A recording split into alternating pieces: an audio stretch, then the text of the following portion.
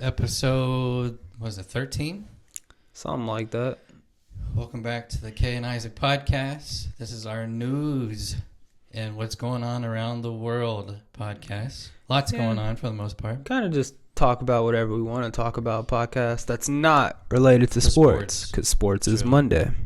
Or it'll be Tuesday this week. Possibly a Tuesday this week. We might have a little special guest. Yeah, a little surprise for the loyal viewers out there that watch every episode that we put out there. All 5 of you. Thank you so much. We love you.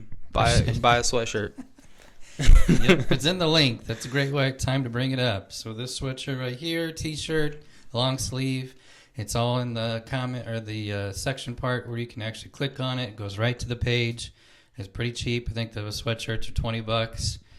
It's a pretty good deal. Yeah. We still got a little bit of time of sweatshirt weather, so you might as well jump on board and then get your t-shirt for the summer. Exactly. You know, if you're not wearing that sweatshirt, we don't like you. So. Well, it's all of you right now. I don't think anybody's buying anything, but that's okay. We'll get there. We will get there. All right. So first topic, okay? This is something that, has been the talk basically since the big orange man got in office, which I have a story, actually, that I forgot to tell you from work. It's kind of an interesting story. I don't even know if I should tell it. I'll probably get in trouble. But just before we start into our first topic here. So maybe I have to edit this out, is what you're telling me? Maybe. We'll have to see. We'll see how it goes. So we have a guest in our hotel.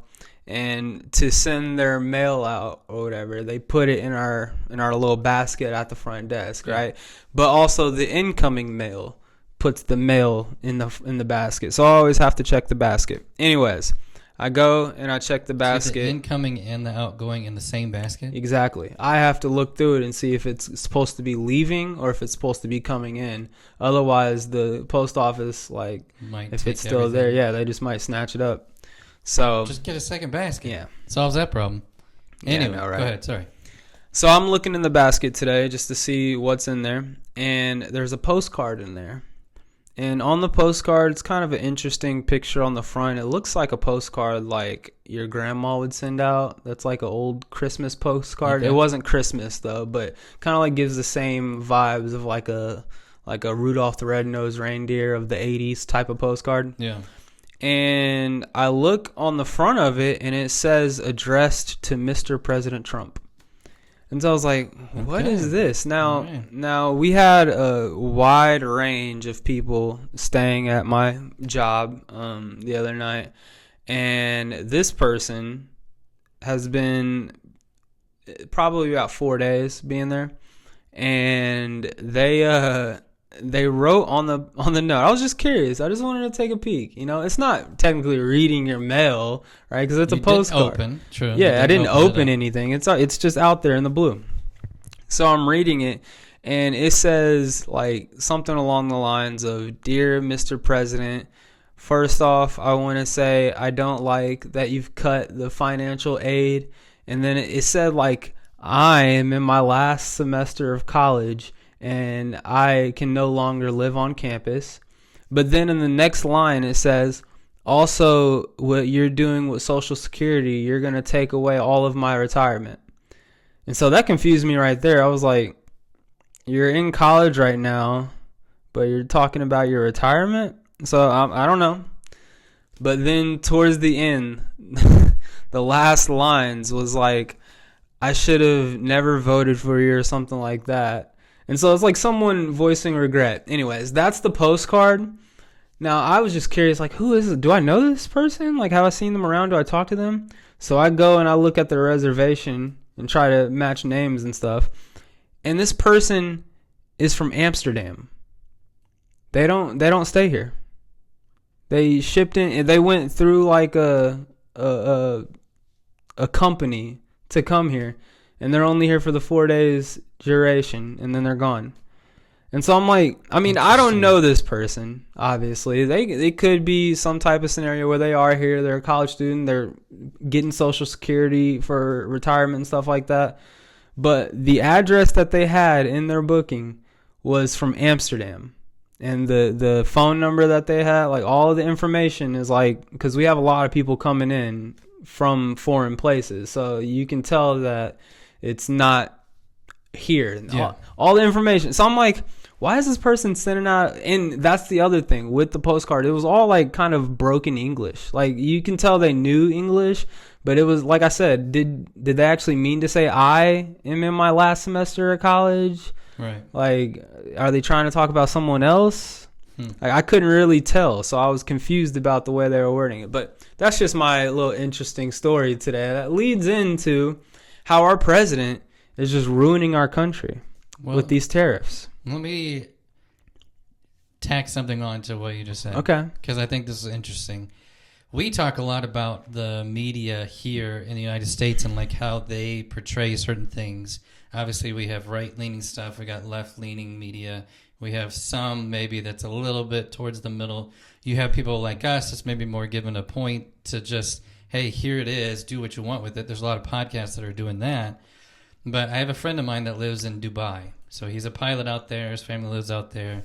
And we were talking this last week, and he just happened to mention, as we were kind of ending the conversation, he said, hey, something along the lines of like, hope your government isn't driving you too crazy about what's going on over there. And so it got me thinking, and then we actually got into a really good conversation. He mentioned he doesn't like what Musk is doing. And I got into basically able to share a little bit more of perspective of like what we are seeing of, well, I actually like what he's doing because of X, Y, Z. And I had to remind him and tell him like, hey, he's not doing anything. Like he's making recommendations. He's saying this and that. And he's saying we should probably cut here, or we found this waste, or we found this fraud.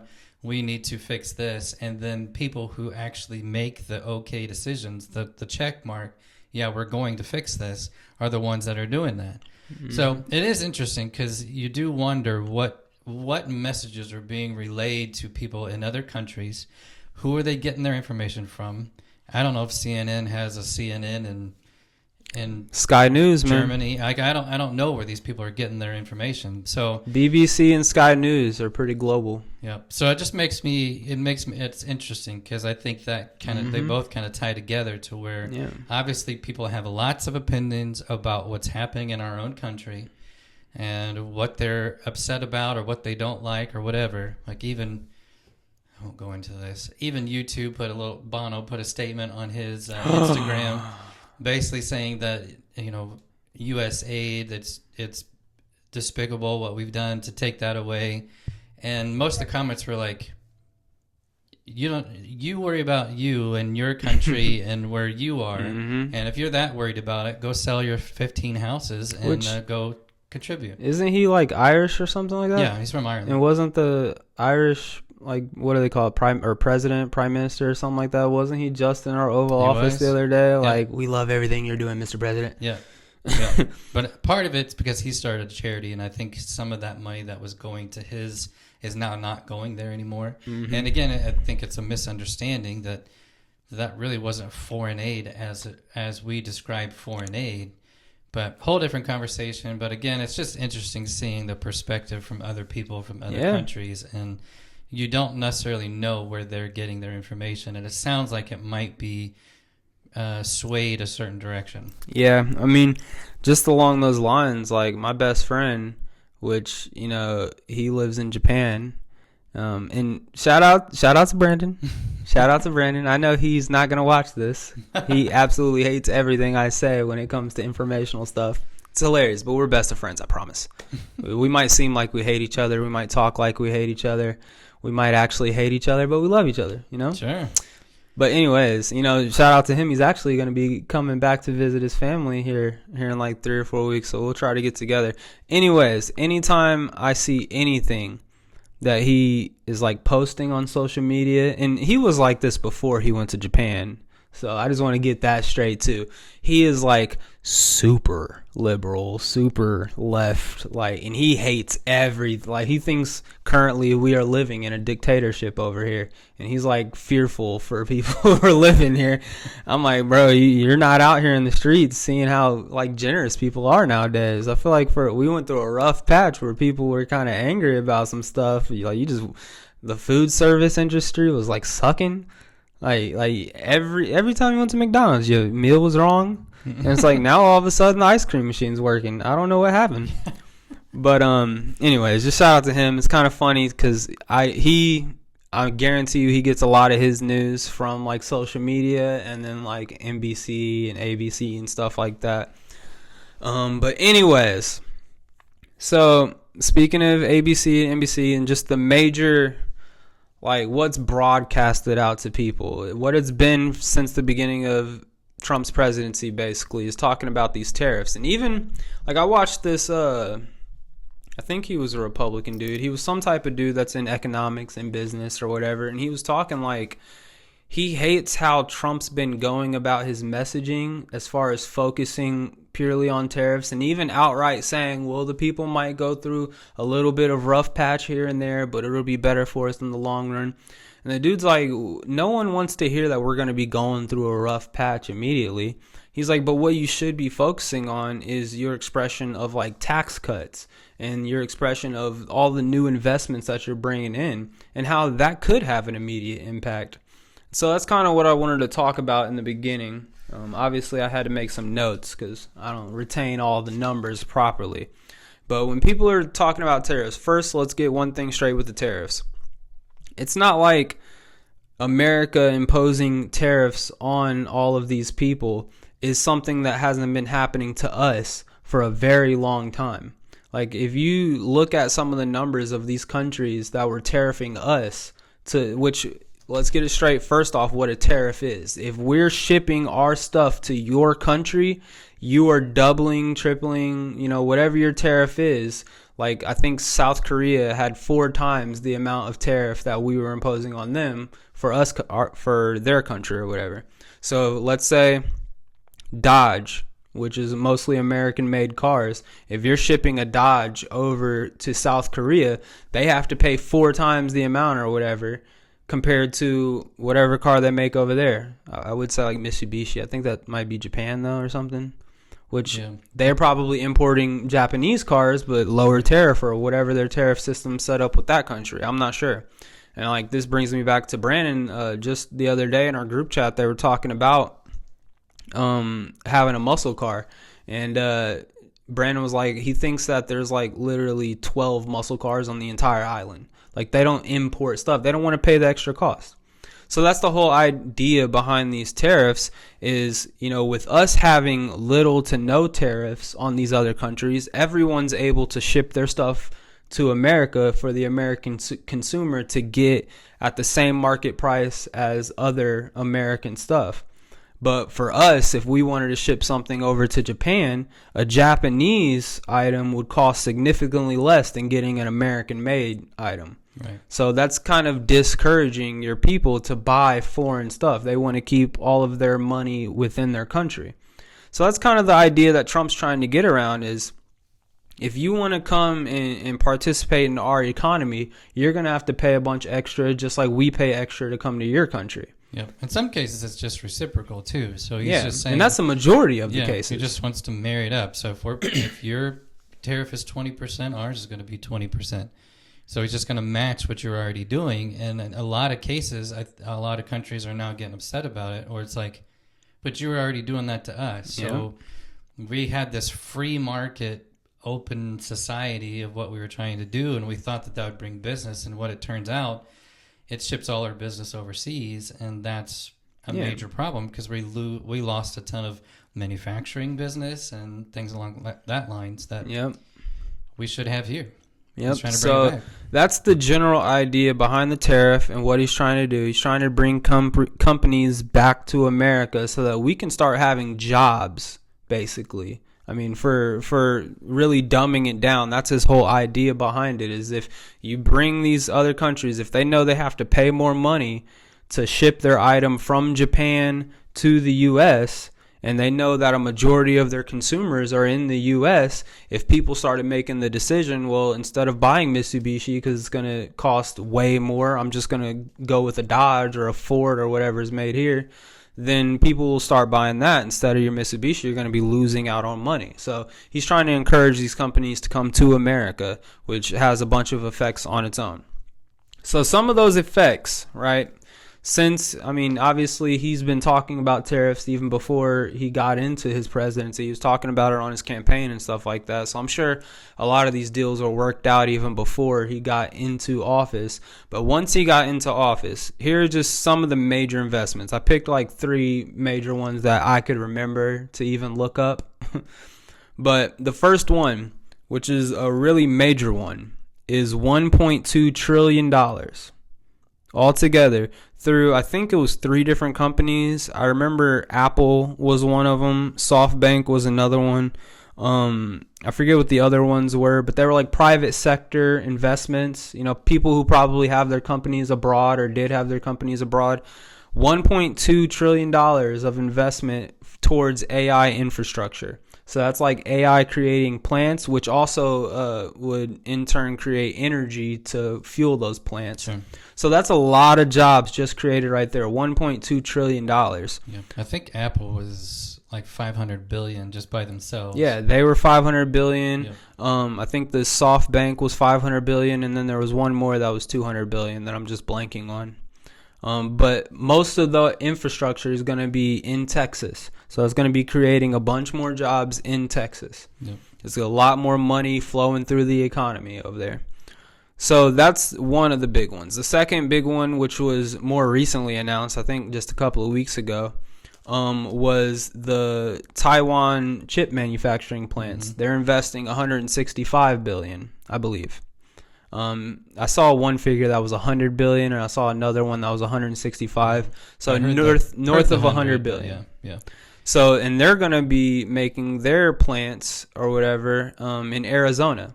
So originally, and it was kind of funny, when I talked with my buddy Brandon about this, that was one of the things he brought up was like, you know, all the chips come from Taiwan. If you're going to be putting a bunch of tariffs on Taiwan, America's not going to be getting the chips it needs to be able to produce all this stuff. Well, that's the Trump effect. Now Taiwan's chip manufacturing companies are coming to America, so other countries aren't going to be getting the chips unless they're paying that tariff. Yeah.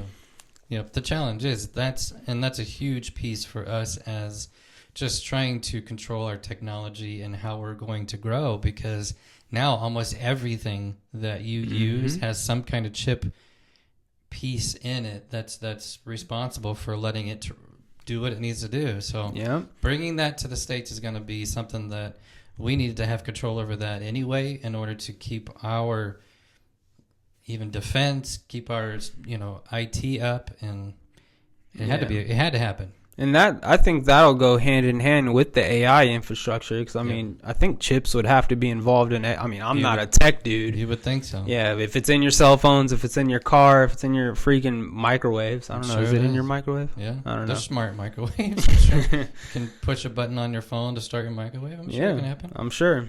But you can do that with your washer and dryer. That's a huge one too. So, and then the third big one, which I saw, it's Japan and South Korea both separately are going to be investing $1 trillion in an Alaskan gas pipeline that we're going to be pulling out or whatever.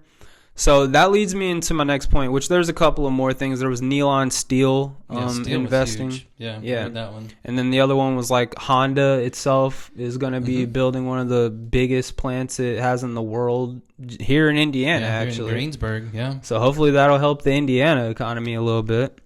But those are just the investments. Going back to that investment in Alaskan gas pipeline, that was something that Biden was blocking, and that leads me into the whole regulations thing. With Trump taking off a lot of these regulations, I think they were like, his rule was basically for any new policy that you're creating, you have to take down 10 policies or something like that, or regulations. Yep.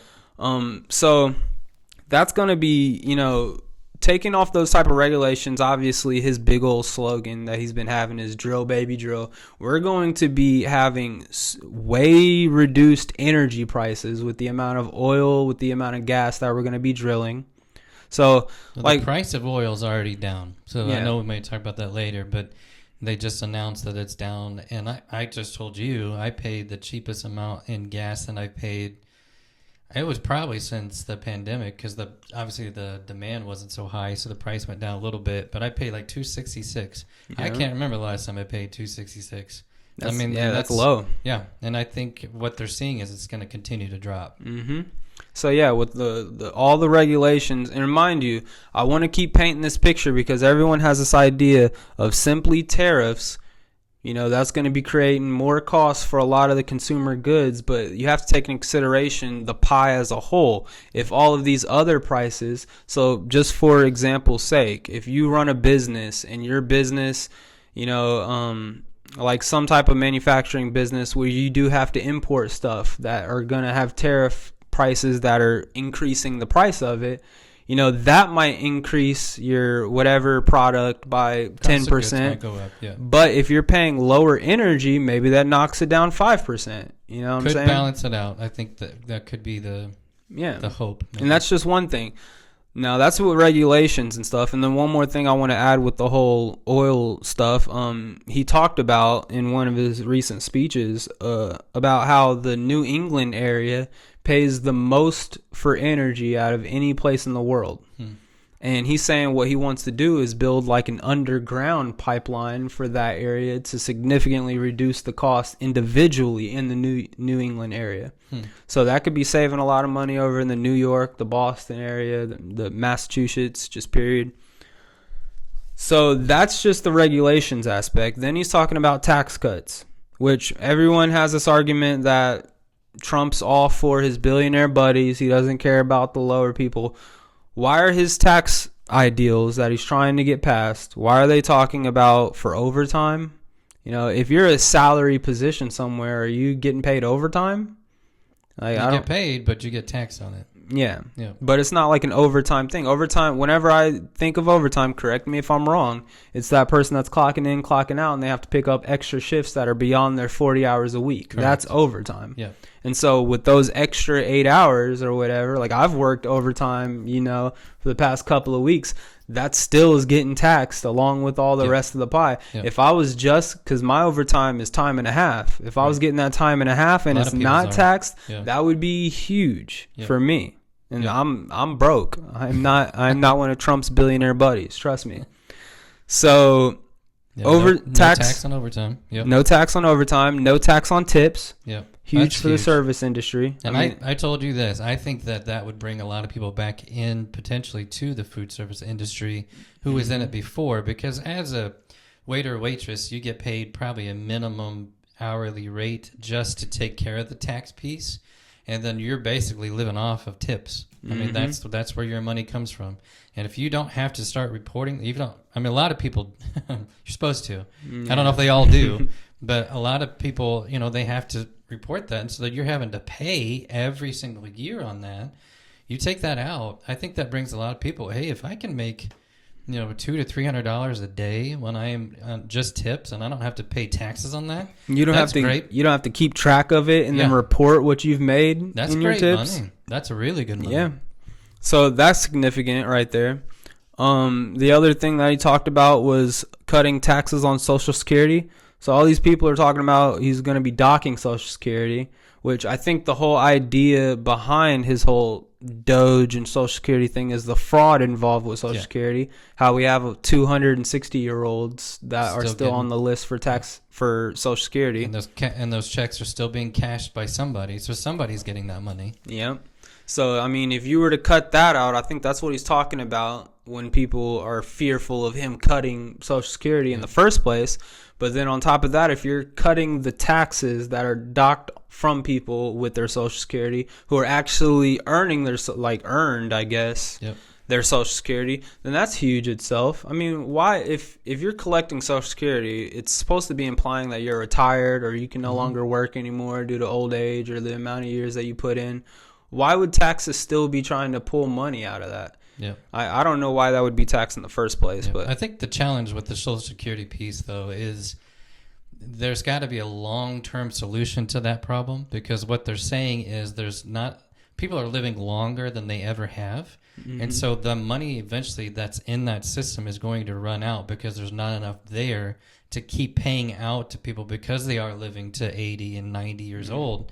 And so there's got to be a better system that kind of takes that and says, okay, well, what can we do to make sure that there's going to be money in that pie when you retire?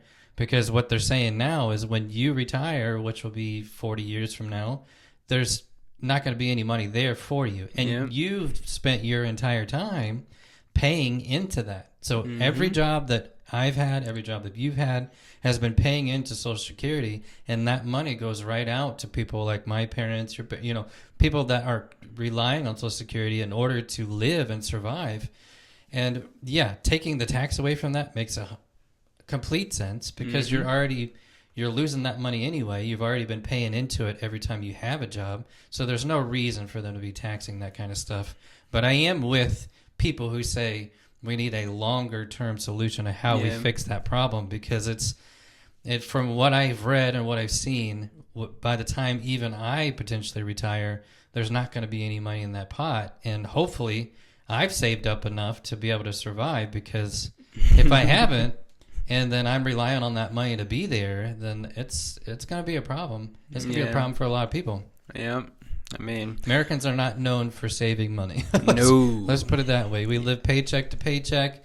We don't have much. I mean, I don't even know what the statistic is. I think it's 90% of people don't have even $1,000 in their saving account in case there is an emergency. And that's a different conversation, and that's something that everybody needs to fix if we can. But part of that is, if you've got more money in your pocket and it's not all going to all these stupid things that the government spends money on, then they're going to be more willing to put money back into their savings account to support themselves when there is a problem. Which that'll lead me into the next thing I'm talking about with all the cuts we've made with Doge. But before I get to that, the last thing I want to say is that there's been this idea floating around, which I don't know if I've heard Trump say it himself. Correct me if I'm wrong. I've heard a couple of like Ramaswamy for Ohio say it, and the dude in Florida say it, that they don't want income tax on people who are making under $150,000 a year. Well, I think Trump said it, and he said it to one of his secretaries that deals with the economy. Basically said that people that make $150,000 or less, no taxes on them whatsoever. So all of that to say, like, these people who have this idea that his tax cuts are just for his billionaire buddies, like, with what he's publicly come out with, what the words that are coming out of his mouth, which then you get everyone who's deranged about him will say, well, he lies. He's the biggest liar ever anyways. But what he's saying, if you're taking him at face value here, it sounds like a lot of those tax cuts are targeting the lower class people. Yeah. So I think and this goes back to one of our previous conversations, one of the things I talked to my buddy in Dubai about was, whenever you listen, because we've all had a chance to kind of study the way that Trump approaches things. Mm-hmm. He's very exuberant and very exaggerated on everything that he says. Yeah. But what you don't get to see, and what we don't get to hear about, is all the things he's doing behind the scenes to then make that all kind of make sense into the system that we have. So I have to think and believe that all these things he's talking about, they might sound kind of extravagant, or how are we going to get it done? But he's in the back end hiring the right people this time, putting them in the right spots to then try to piece it all together to make it happen in a way that's going to benefit everybody. The challenge I've had with this country for so long, for my 40 years of being here, is that, I know it's 40, it feels terrible to even say that, is that there can't be two good ways to run an economy. There's a way to do it. And I'm not saying Republicans have the right way or Democrats have the right way. But there can't be like, well, we got to run it this way and it's going to be perfect, or we got to run it this way, it's going to be perfect. Well, what's the thing that brings it all together that says, all right, this is the way the economy runs? Now, clearly there's going to be adjustments and things that kind of go with the times, with the way things are going. You know, you have to adjust to what's happening into the world environment. But I'm saying it's insane for me to hear, oh, trickle down economics never works, or we got to provide all these different assistance and programs, and that's what helps it. No, it can't be this way or this way. It's got to be what's in the middle, or what is actually the thing that's going to work, because I get tired of hearing about it, and everybody seems to have one way or the other, and it's like there can't be one way or the other. Pick one. Let's see what actually worked and what has worked in our country for the past 300 years or whatever it is, and then go with that one. And stop trying to change it every 4 years that somebody comes into the office. It's like we come in and we try to do something completely different every single time. Yeah, I mean, it seems like they all come in with just their priorities on where the money should be going or how much of the money should be going or whatever. I mean, the first thing I think about, like, money, that's the one thing whenever I was in school and, like, elementary. That's why I liked math class so much, because numbers don't lie. You're the only one, but go ahead. In elementary, when I started getting when we started getting algebra and calculus and stuff, no, never mind. But when it was simple division, multiplication, addition, subtraction, numbers don't lie. 2 plus 2 is going to equal 4. Well, there's no way we ain't going to get into that conversation either. All right. Sometimes it's 5 if you're... Never mind. Anyways. But whenever you got to, like, language arts, you know what I'm saying? Like, you can say there, but there can also have a different meaning from there. And then that there can also have a different meaning from that there. You know what I'm saying? It's like you can't you can say something, but it doesn't necessarily always mean the exact same thing that you're meaning. It could be a THERE, it could be a THEIR. Yeah.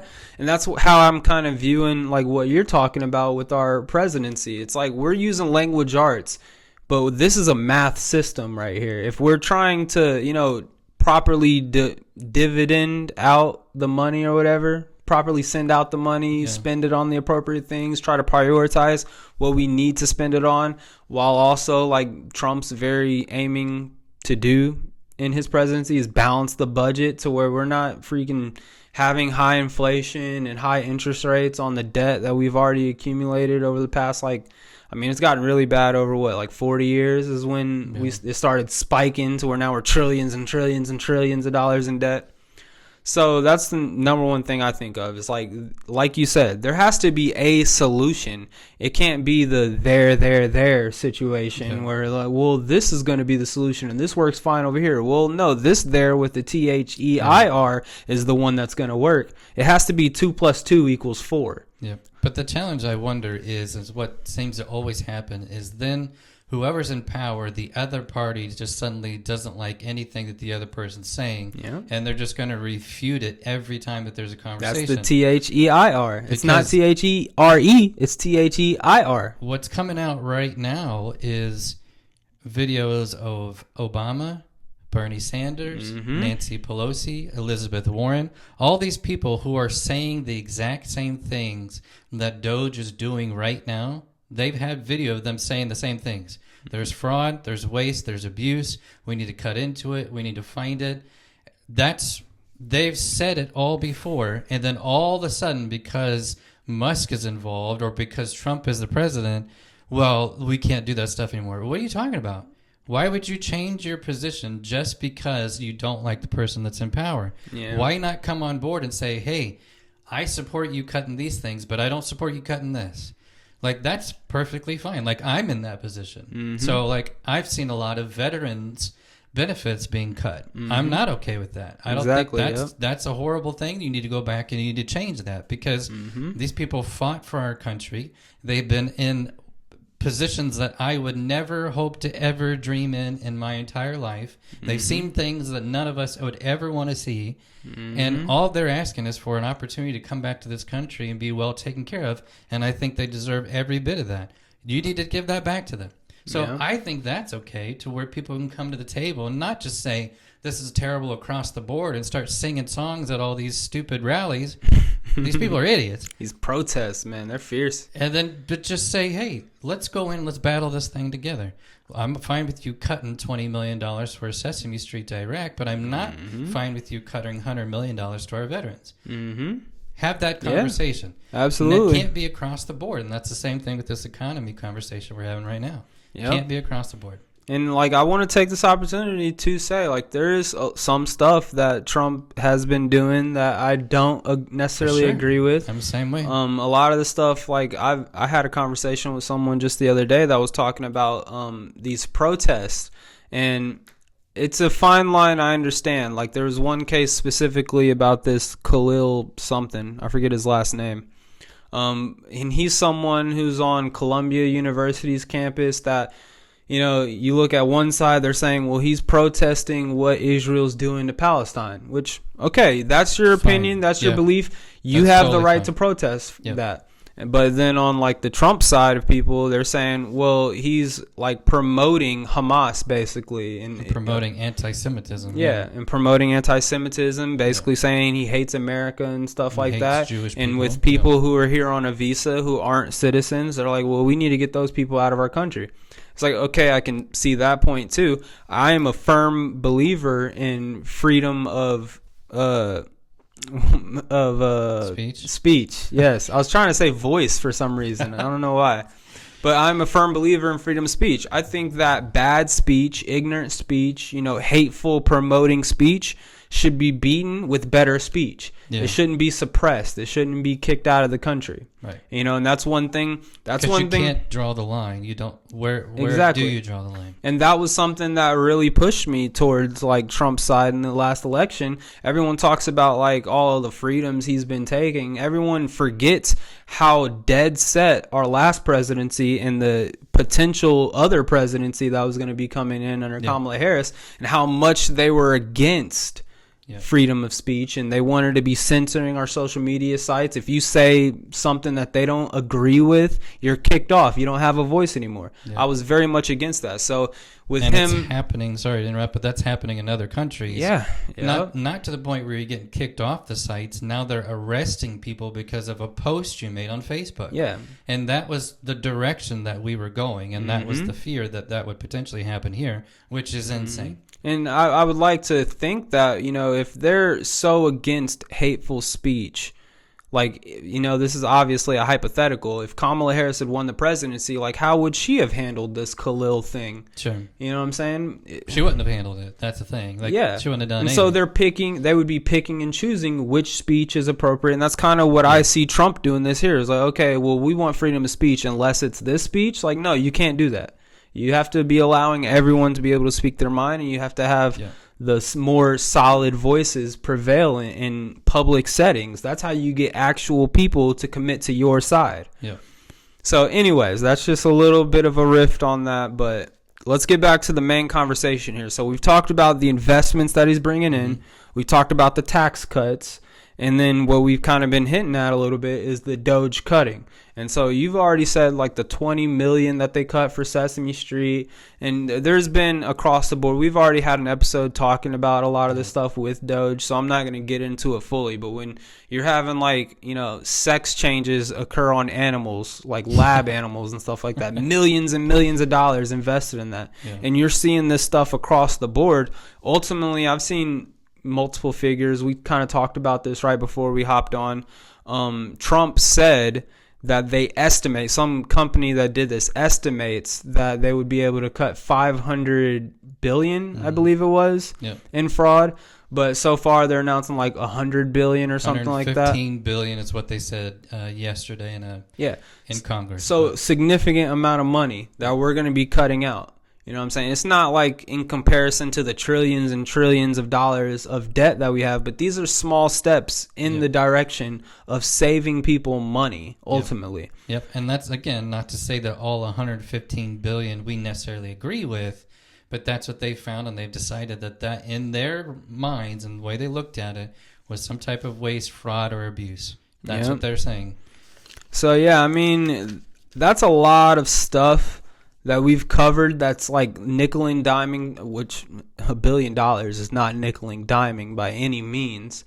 But putting it in terms of what tariffs might cost people, I think the billions and billions and trillions of dollars that we brought into our country might at least have the effect of that massive 10% extra tariff that people think they're going to be paying for products. Yeah. That 10% might look more like 2% or maybe no percent, or in a beautiful world where everything's all golden ponies and stuff, maybe we're actually saving money. Big fan of golden ponies. Golden ponies. All I know right. people love that. Maybe we're actually saving money after these tariff stuff because of all the cuts and the natural gases and the tax, all of that stuff. So it's a big picture that we need to be looking at, not just the tariff aspect of things. Yeah. Like it's a long term too. Exactly. It's a long term play.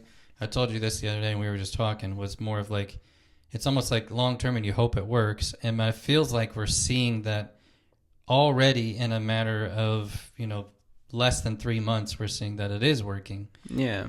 But there's still more to see. Yep. And I think it's building, which people hate this. I don't know why you would hate this, because every other country does it.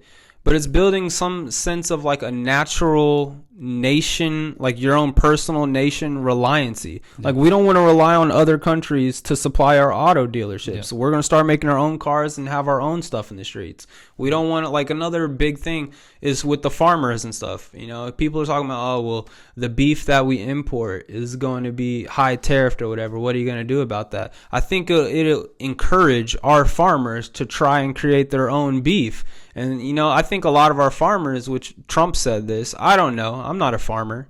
I don't You're know. not? No. Okay. I own a pair of overalls. I haven't worn them since college. I would never have said that on the podcast. Go ahead.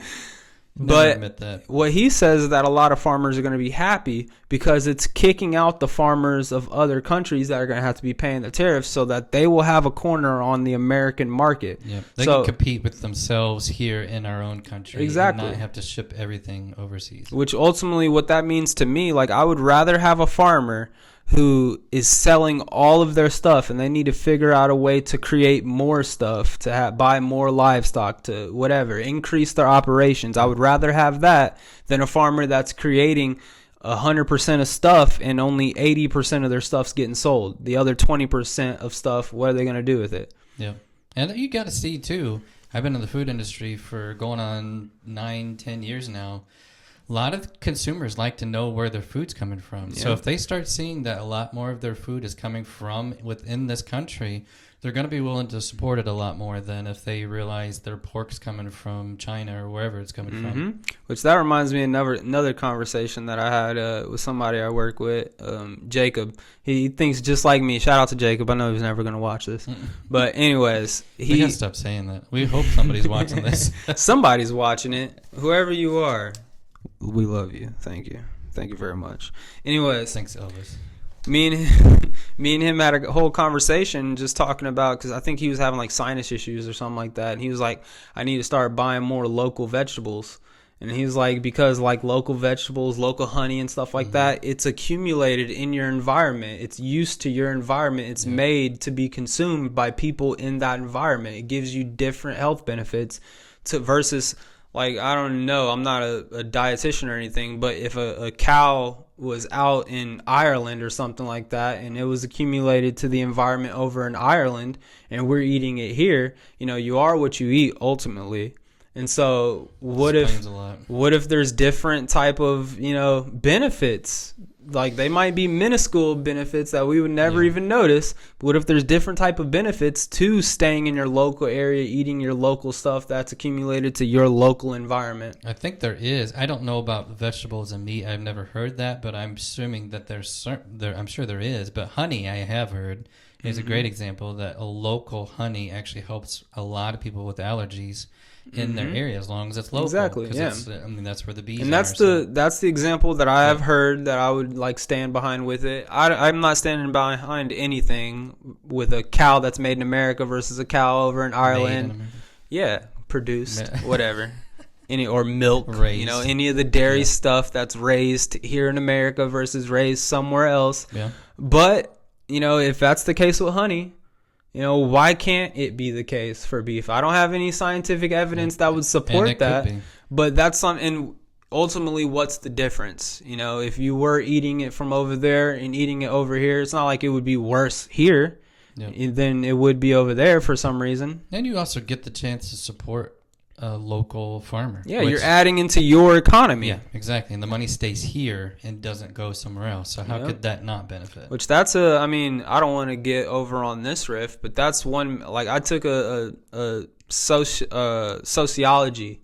I have a minor in sociology in college, and I remember one of the major topics that I talked about in a lot of those classes is specifically with the black community, and how in the black community, now I'm just making up this number, but this is the example, is like for $100 spent in the black community, only $1 stays within that community. The other $99 goes up to the billionaires or goes out to someone else, and they contribute that to the destruction of the black community, because no money ever stays, it always only leaves. And like now take that to the bigger idea of being America. If we continuously have all of our money leaving, going to other places, contributing to their stuff, and only $1 stays here for us, that's going to eventually destroy our community. Right. Yep. So the hope is that that, like you said, it stays here. You need to support the people around you. And I mean, we have days now throughout the year that are dedicated to small business. And I mean, I'm launching a couple of small businesses myself. So yeah. I want the money to stay here. Come spend your money at my places. Yeah, I mean, I view small business as like pursuing the American dream. Yeah. Ultimately, I think that's what it was made out to be.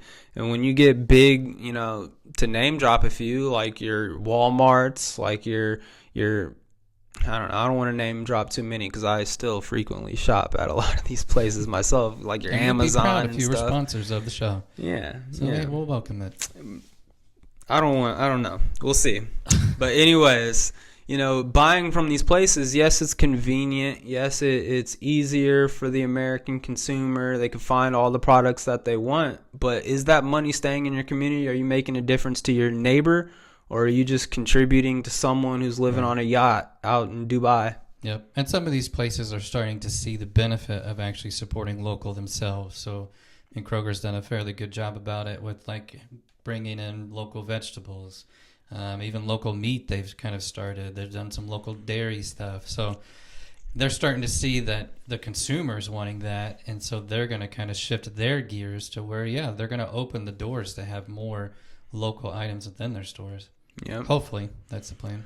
So yeah, that's my spill on the whole American economy as it is currently. That's a long spill. But that's what it should be. This should be a 40-minute conversation of all the parts that are going into it, not just a 5-minute snippet on what tariffs going to do for this specific product by itself. It's going to raise it 10%. Like, you're not taking consideration the energy costs, the tax cuts, all that stuff that'll eventually be trickling it down to where it could still cost the exact same, but you're now having that money in your own local community. You're supporting your local business. Yep.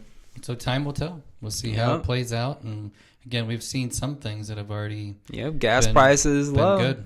Gas prices low right now. Egg prices are on their way down, plummeting quite a bit. They stopped killing them chickens. Yep. And I've just read today, there's several people watching the stock market. Yeah, it's going to dip. Okay. The stock market. But there's a lot of prediction that it's going to shoot right back up once they start seeing some of these things come in. You got to remember, it's all based off of people's feelings. That's the problem with this whole stock market thing, is people, as soon as it gets a little shaky, they start selling things off, when in reality it's not doing as bad as what they think, or they're just making assumptions that it's going to.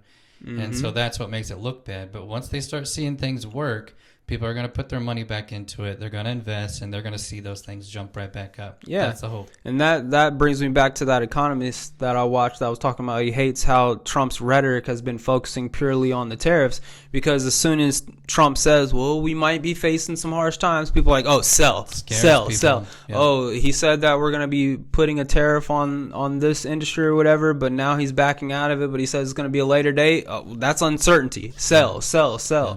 Like, that's what we're seeing in the stock market right now, because we're only in like 3 months. There's nothing really concrete as of right now. So just change your messaging. I mean, that's extremely important. Give people an idea that things are going to work. It's going to work out. Yeah. It's going to keep going. Definitely. So there are some other things that have happened within the last week that we thought were notable. We're going to start a brand new segment called Rapid Fire News. Now, we don't necessarily have a bunch of opinions about these, but we did think that they were worth talking about because it's worth interesting. mentioning. Yeah.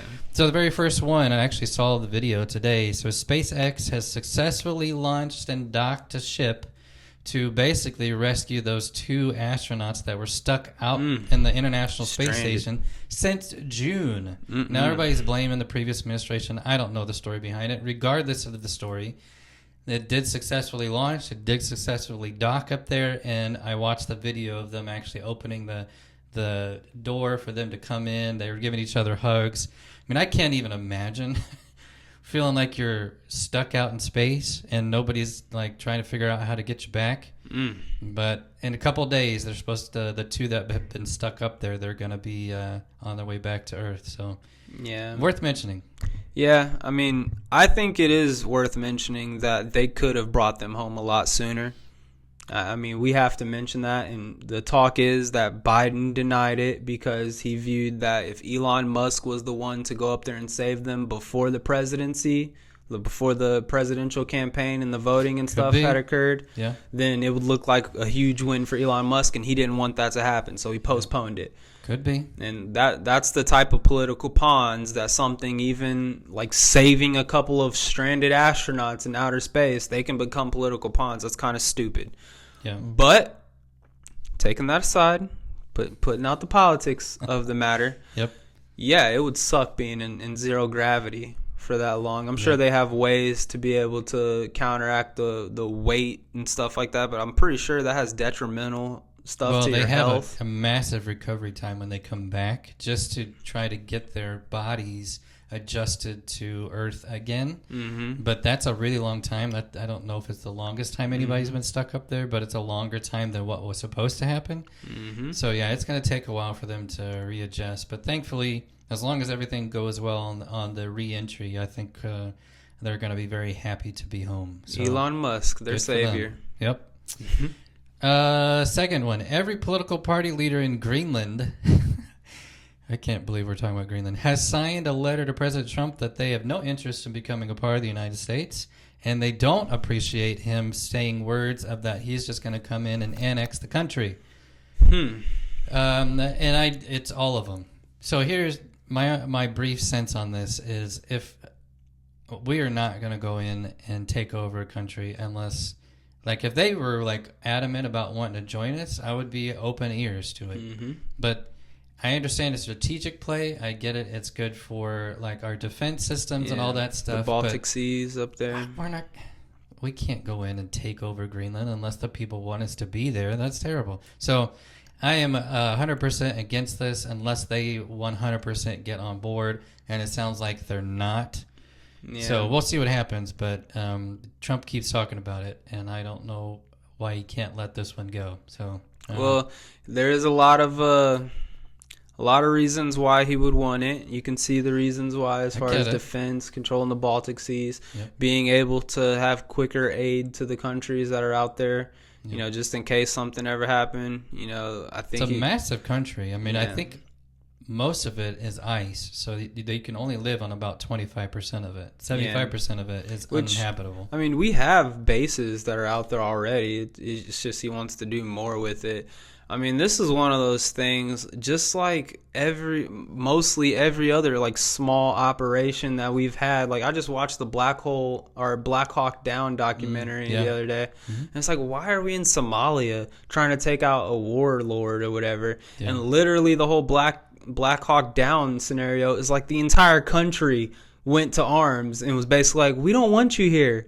And shot us down. And so it's like, after that, we were like, oh, okay, maybe we should back up out of this. Maybe we should. Like, that's how I kind of view Greenland. It's like this little, it's so much small in comparison to all of the bigger problems we have. Why would we even waste our time? I understand the big implications of why you would want it. Yes, I understand. That's not going to be the end of the world if we don't have Greenland. And if the people themselves, the elected officials and stuff, which... When it comes to that type of stuff, you never know.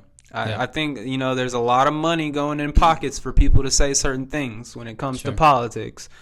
But ultimately, I don't think we should be going against what their people say. And same for Canada with that instance. Might as well lop that in here, too. Yep. If all the Canadians are saying we don't want to be a part of America, then don't become a part of America. I only want people involved in America that want to be American.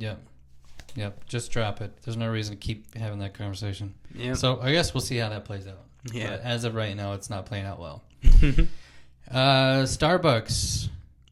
Do you ever drive to Starbucks? It's every once in a while. I like Starbucks, man. Good coffee. Hopefully you have an unsecured lid at some point, because they were ordered to pay a customer $50 million. Oh, God. Because of an unsecured lid that spilled on him. He had to get skin grafts and actually had to, He got burned? Oh, yeah. It was major burn. I actually saw the video today. What cracks me up, this is not funny for him, but it's funny for me, is this happened in a Seinfeld episode where Kramer put a cafe latte in his shirt to go into a movie, because you're not allowed to bring outside drinks and stuff. And he went to step over somebody to get to a seat. It spilled all over him, and he took the company to, he sued him, basically. And instead of taking any money, he agreed that he would be able to get free cafe lattes at any of their locations for the rest of his life. Oh, that was the agreement. But $50 million Starbucks was forced to pay. And I just say, after this episode, we're going to go to Starbucks and hope we get an unsecured lid, because would you get some skin grafts for $50 million? I always get the iced coffee. No, you're going to get something blazing hot this time. We'll get something different. Man, Starbucks is just something else. When it comes to, they're like the mortal enemy of Chick-fil-A. It's like Starbucks versus Chick-fil-A when it comes to their ideologies and stuff like that. Okay. Like how opposing they are. Look, if you make good coffee, I'm going to drink your coffee. If you make good chicken sandwiches, I'm going to eat your chicken sandwiches. Like that goes along with pretty much everything how I view. Robert De Niro is somebody that has acted. I haven't supported how he's acted in the past whatever years. I still give his movies and his shows a fair shot. I watched the new Zero Day. It absolutely sucked, so I didn't get past the first episode.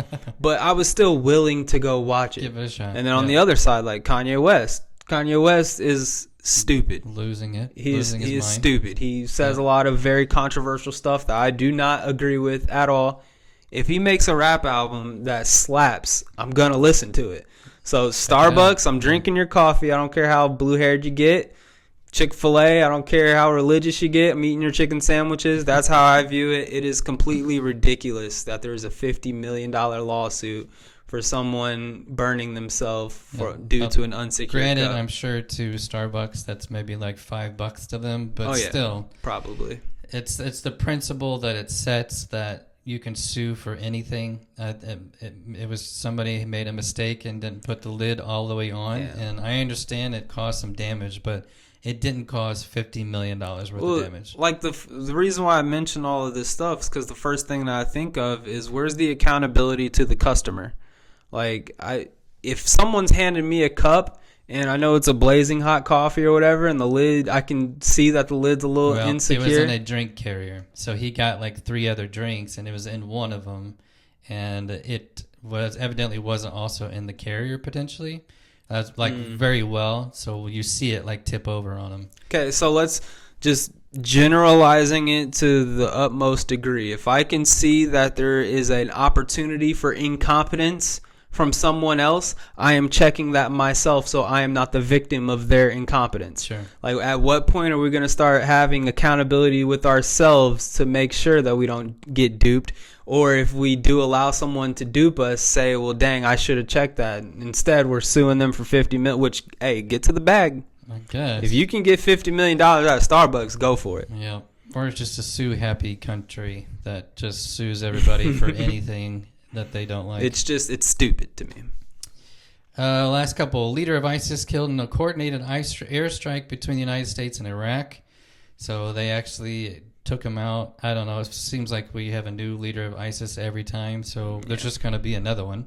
But it sounds like this guy was pretty bad from what I read. So they took him out. You could see the video online of, like, from the high view of them dropping the bomb or whatever it is. Yeah, I think whenever I think of the terrorists and I think of like just the Middle East in general, when it comes to that ideological warfare that's waged over there, I think of that stuff like whack-a-mole. Like you knock one down, one more is going to grow in some other spot. I don't think it's going to make a difference. Yep. 301 total measles cases in the United States, and the number continues to grow. What I read is 3 total outbreaks so far. I will note the funny part. This isn't funny. Funny? Come on, Isaac. Whenever they quote an outbreak, do you know how many people need to get it for it to be considered an outbreak? How many? 3. It's an outbreak. 3? That's what it said. So if 3 people get it and that contributes to other people, then suddenly it's an outbreak. So whatever that means. But I mean, most of them were not vaccinated for measles, so that's why there's a big push for that. That one makes sense to me. I'm not anti-vax, so it makes sense that that'd be something you protect yourself from. But yeah, 301 cases so far, most of it in Texas and New Mexico. Yeah, I mean, I'm pretty sure a lot of these people are, correct me if I'm wrong, Mormon? Are they Mormons? Didn't see that part. I don't know. It's some religious that they don't vaccinate people, and they're the ones that are highly susceptible to the measles outbreaks, and in these communities is where the measles has been spreading. Could be. When it comes to that, man, I'm not anti-vax either. Just want to put that out there before I say this. Okay, I'm not anti-vax. I think that media is using this as an opportunity to go towards RFK being the new guy in charge, and how he has his history, which, you know, we've kind of already dissected his history when it comes to measles, but he was someone that was promoting you don't have to constantly be getting measles vaccines if you already been vaccinated once or whatever the case was with him and his measles thing. I think that the underlying idea here is that they're trying to get some type of sickness. They want something constantly, for one, to be putting fear into the people, because that's what they constantly want, fear and uncertainty with their people, but also something that's trying to promote vaccines as being something that is safe, that everyone needs to be getting, because here in recent years, especially with RFK coming in and questioning flu vaccines and other vaccines, stuff like that, you know, and by questioning, he's literally just saying that we need to be informing people of the side effects that this could potentially cause. And we need to be making it make sense that they need to get this vaccine. We don't need to be pushing vaccines that people don't need. Right. And so with all that being said, I think they're just trying to keep this gravy train going of get your local vaccine every year. You know, you need to make sure you're up on your measles shot. Yep. Yeah, the number is more than I think all of last year. That's why I think it's been kind of more of a concern that it's in 3 months we've seen this, and that's more than all of last year. But when you consider 301 people out of 350 million that live here, you know, it's a very, very small ratio. But I mean, put on my tinfoil hat. I bet somebody in the CIA walked in a Mormon community with a syringe, implanted it. And then that person just spread it like wildfire. And now all of a sudden we got a news. I'm gonna get canceled for that one, but it's not below our CIA. They've definitely done stuff like that before. Yes. Last 2. Over 36 people have been killed in the storms that ripped through the Midwest these past few days. I mean, it definitely hit here like a lot. Woke me up about 3 o'clock in the morning. Yeah. And there was a few times I was like, that might actually be a tornado, but I'm not getting up. Yep. I woke me up in the middle of the night too. I was like, man, I got work tomorrow, whatever. Went back to sleep. But this is a good opportunity to also once again express not everything that I agree that Trump does. You know, I don't necessarily agree with it. So one of the things that he's done is cut a lot of people that were in whatever it is, like the National Geographic weather surveying people or whatever it is. Like meteorologists. Like people in that line of profession. He's cut a lot of people from that. And I think that is one area that we were advancing in. We're getting better at being able to predict when these tornadoes are going to hit and stuff like that. And if there's a field that you probably shouldn't be cutting from, it's probably that field. You know, that's one of those things, like if you cut half the work over there, you might want to bring back at least 25% of them so we can continue up in our prediction levels for this stuff and try to save lives. Sure.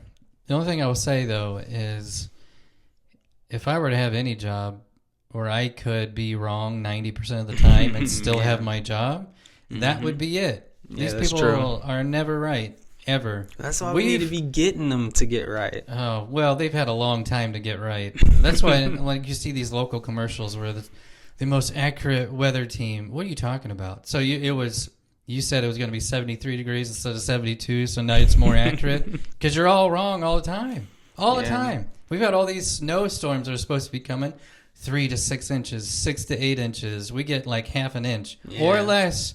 That's happened multiple times just in 2025, and so I don't know. I'm okay with like the research part and kind of studying stuff and seeing that part, but don't tell me what the weather's going to do because you don't have a clue what's going on. Well, another thing is AI is right around the corner, man. Yeah, like how many of those jobs? For sure. How many of those jobs that got lost are going to get taken over by AI? One that I think could, because you could throw some data into that system and let it run it and say, well, I think this it's probably going to be a lot more accurate than what we're doing. Yeah, but I also with that being said, I also would caution against using AI to predict things of the natural realm. Because I feel like nature is unpredictable. Yeah. I don't think you can look at a data graph and that's what we're seeing with our meteorologists. They're wrong all the time because they're using previous data to be able to predict where it's going to be in the future. I think nature is going to do what it wants. So I think even the AI is going to be 6 to 8 inches of snow and it's still going to be half an inch. Yeah. Or AI might say, hey, you need to do this, this, and this to stop it from having a tsunami come or a hurricane. Yeah. And we end up caught. Never mind. That's another tinfoil hat situation. Yeah. Last one. Vice President Vance expects a deal to be done with the owners of TikTok before the April 5th deadline, or will once again be removed from app stores if they can't figure it out by then. So all you TikTok people, sounds like things might be working out. We keep seeing commercials online of people saying, "You help my business." I don't know where my business would be at without TikTok. Well, I mean, there's plenty of other platforms to use, but I certainly see it as being, a useful platform. Mm-hmm. But I don't know what that deal is going to look like. I don't know much we're involved, or I'm almost surprised at this point that Mark Zuckerberg or somebody like that hasn't just created something similar and said, "Hey, we're just going to start a new one."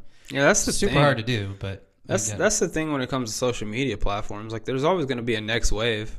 And so all I know, I don't really necessarily care, because the last time I was caring about it, they were talking about Chinese data and stuff like that and I was like, oh, I don't want China having my data. But then I started thinking about it for a long time. I'm like, everybody has my freaking Google has my data. You don't think they're selling it to China or selling it to somebody else? Everyone has there is no protecting your data at this point in any realm. So just accept that fact. Yep. That's kind of what it's come down to. And so when it comes to TikTok, all interconnected somehow. Yeah. Just the other day, I was looking up a kitchen table because I want a new one for the house, and I Googled it, and then every Instagram, Facebook, even TikTok, all the commercials and things that were now popping up had everything to do with kitchen tables. Yeah. So it's all connected. It knows what you're doing. Yeah, but I mean, even in terms of if you specifically wanted to zone in on, we don't want China having our data, we just want Google and everybody else in this America cesspool of technology, we're okay with them having your data, but not China. Well, newsflash, China hacks us every freaking week. They have your data. There's no escaping it at this point. So when it comes to TikTok, the only thing I've learned since the last time is don't uninstall the app if it's going to leave the app store, because a couple of weeks something might happen where you can have it again. Yep. So lots of stuff happened over last week. Again, we have our sports podcast is going to be a day later this week. We got a special guest for you. Special ed. We're releasing it on Wednesday. We'll talk a lot about, I'm sure, March Madness, because actually Selection Sundays today. They'll be picking all who's going in. Sometime tonight. Oh, okay. Yeah. Okay. Yeah. But I think that's all we got. That's all we got for this one. Yep. Hopefully you got a strong economics lesson from a couple of people who know nothing about economics. Hopefully you learned something from a couple of people who know nothing. That's all I got. Yep. All right. You already threw up the deuces. Later. See ya.